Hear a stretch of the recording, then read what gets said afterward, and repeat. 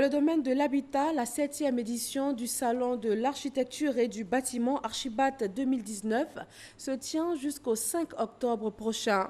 Ils sont 300 exposants qui participent à l'événement.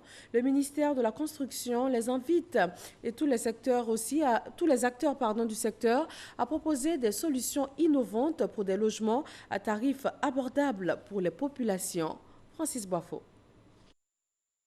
30 000 visiteurs attendus, 300 exposants cette année au Salon de l'architecture et du bâtiment Archibat.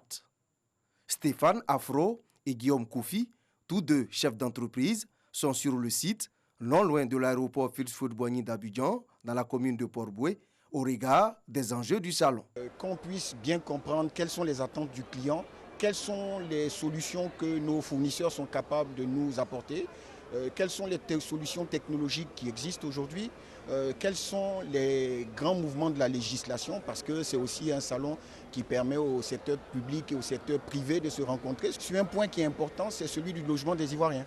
Ce que je recherche, c'est des solutions innovantes en termes de climatisation, de performance énergétique. Archibat 2019, c'est également une opportunité pour les acteurs du secteur, du bâtiment et de l'architecture de proposer des solutions en vue de réduire le déficit du logement.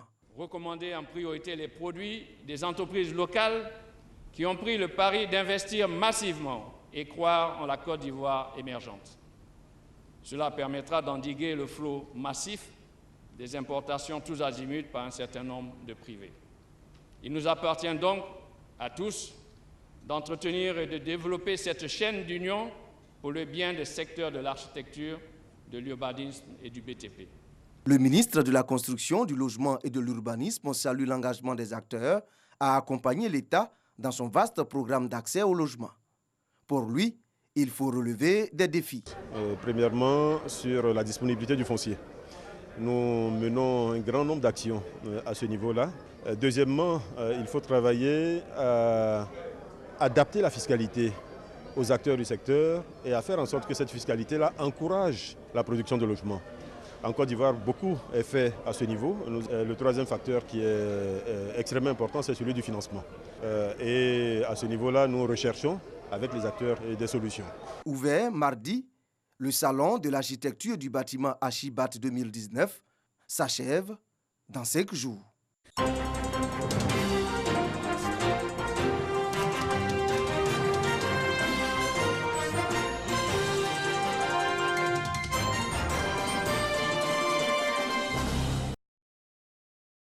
C'est l'un des stands qui attire le plus de visiteurs parmi les espaces réservés aux exposants du Salon de l'architecture et du bâtiment Archibat 2019. Ici sont exposés des carreaux de luxe et produits dérivés fabriqués en Côte d'Ivoire. Nous produisons des carreaux, granit, des vitrifiés, antidérapants, des bordures pour les routes, les fermetures de caniveaux. On le voit.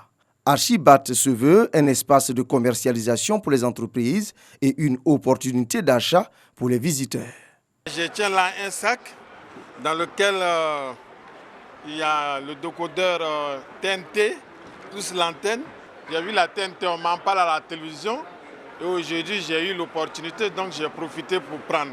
4 jours après l'ouverture de ce salon qui fait la promotion de l'habitat pour tous, le commissaire général se dit satisfait. Les Ivoiriens n'ont pas boudé encore une fois ce salon puisqu'ils sont venus très nombreux.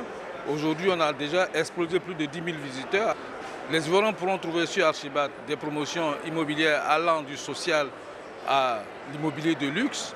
Ils pourront aussi trouver des solutions pour aménager, pour décorer. Vendredi, le ministre de la Ville et le secrétaire d'État chargé de l'enseignement technique et de la formation professionnelle étaient à Archibat. Chacun voulant s'informer et tirer des enseignements en liaison avec les objectifs de son département. Il est important, pour répondre aux souhaits du président de la République et de monsieur le Premier ministre, que nous puissions fournir à nos gestionnaires de cité un modèle de ville durable, un modèle de ville intelligente, un modèle de ville verte, un modèle de ville résiliente. Nous avons des écoles de formation. Quand nos produits sortent de ces écoles-là, est-ce que automatiquement ces produits sont récupérés au niveau de notre tissu industriel? Est-ce que nous avons la capacité de les absorber tous?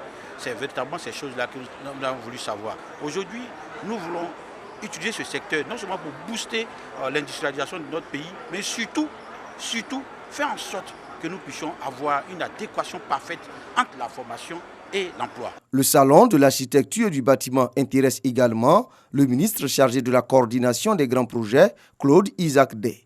Nous avons un gros programme d'investissement dans le domaine de l'infrastructure du bâtiment de la République. Et de voir le secteur privé aujourd'hui très dynamique, ça nous rassure quant au fait que ces grands programmes vont se réaliser dans les délais et avec qualité reçue. Cette année, les organisateurs du salon attendent 30 000 visiteurs contre 15 000 la précédente édition.